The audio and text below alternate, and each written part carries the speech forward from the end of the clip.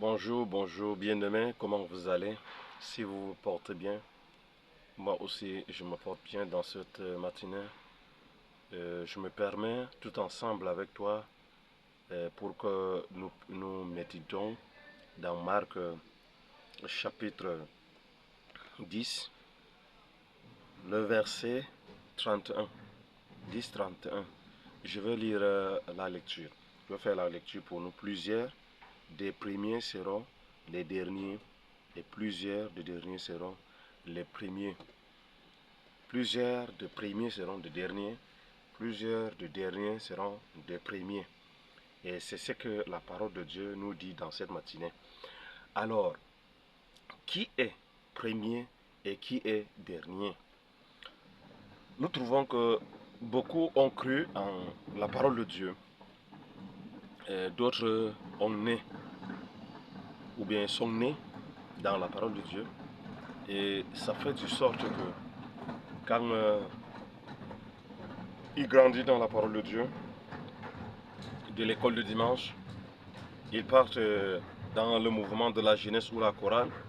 Ils deviennent des hommes mûrs, pasteurs, évangélistes, apôtres, d'aucuns des prophètes, tout.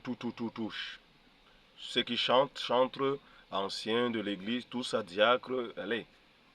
Quand quelqu'un arrive déjà mûr dans la parole de Dieu, il y a des choses qui se passent.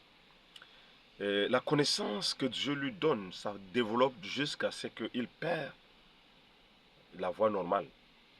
Il ne parvient pas à ce qu'il commence à faire, c'est de sa sagesse.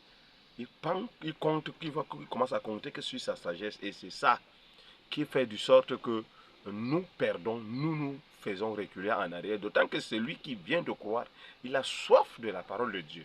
Il a soif de la parole de Dieu, il la médite, il ne fait que persévérer. Mais toi qui es déjà là, l'orgueil a pris place en toi, tu ne pourras pas le faire. Et c'est comme ça que tu vas perdre, rester là toujours. J'étais, je connais et je suis. D'autant que l'autre cherche toujours à simuler devant Dieu pour avancer.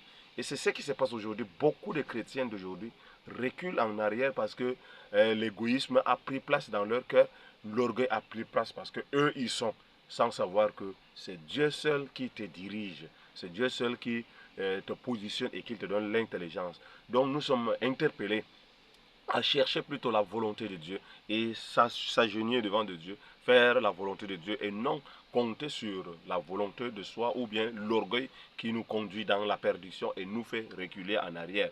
Donc faisons d'une manière que tout le monde puisse être avancé et non reculé. Que le Seigneur vous bénisse.